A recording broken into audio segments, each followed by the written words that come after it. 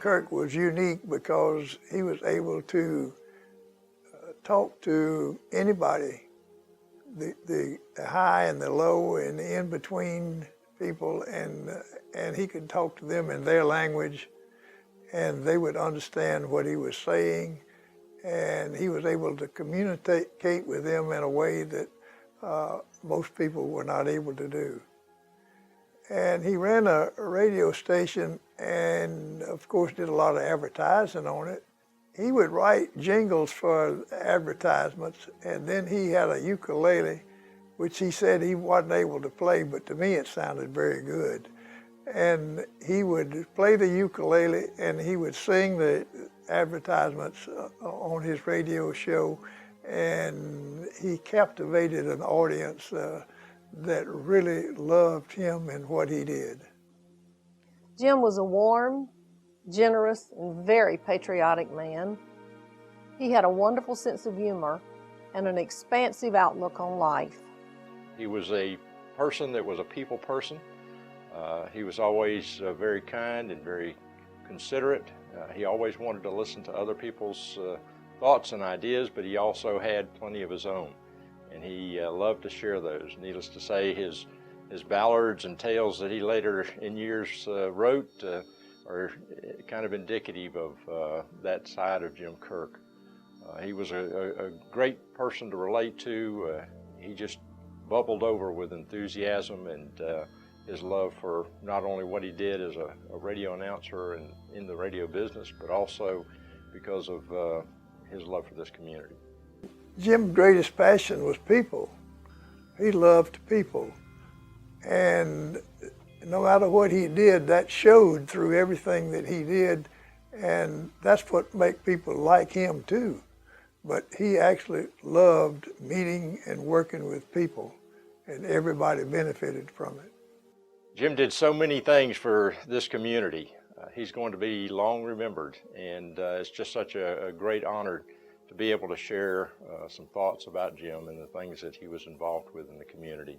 I have some fond memories of Jim and his law enforcement associations. He was a great friend to Chief Casey Alvarez and Lee McGehee and myself, which covered and spanned almost a half a century of law enforcement in Ocala and Marion County. One of the more comical things that I remembered about Jim was back when Chief Alvarez was the chief of police. Jim always talked about, well, he was mayor, but you know, it sure would be nice if he just had a badge. So Chief Alvarez arranged for him to get just an officer's badge that he could have at the time.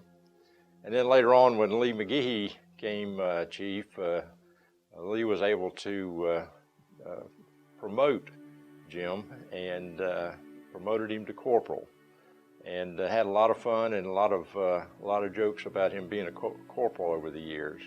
And then when I came along as chief, it was after a number of years, and Jim came and talked to me one day. Said, you know, he said, I've been a corporal for a long time. He says, don't you think I could get a little promotion?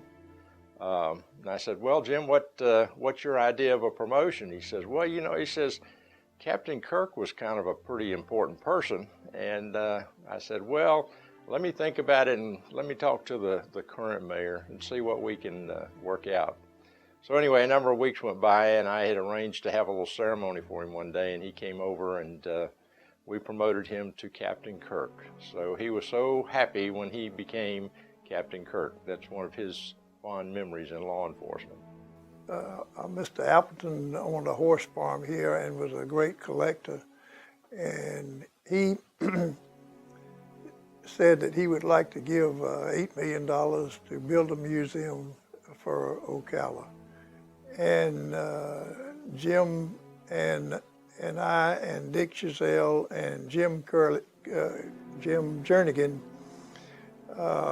represented the people of Ocala, and we worked with him and got that museum built. And I think that was one of the most important things that was done during Jim Kirk's lifetime here in Ocala. Jim has been special in so many ways. Needless to say, I've always cherished and honored his maturity and his professionalism, but also his kindness. Shortly after I became chief, just to give you an idea, Jim wasn't just a person of words, even though he shared a lot of words, but he also was a person of deed. And one of the fondest memories and mementos that I have of Jim is a bugle that he presented to me. And it's extremely important to me because of the words that he left attached to it. And it says to Maury Dean, when you need a friend, blow on this trumpet. Jim Kirk will be beside you. That's Jim Kirk.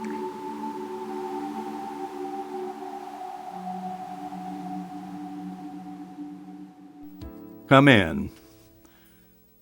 God smiles most on men who see their place just where they are. They don't complain or make excuse if they don't grab the star.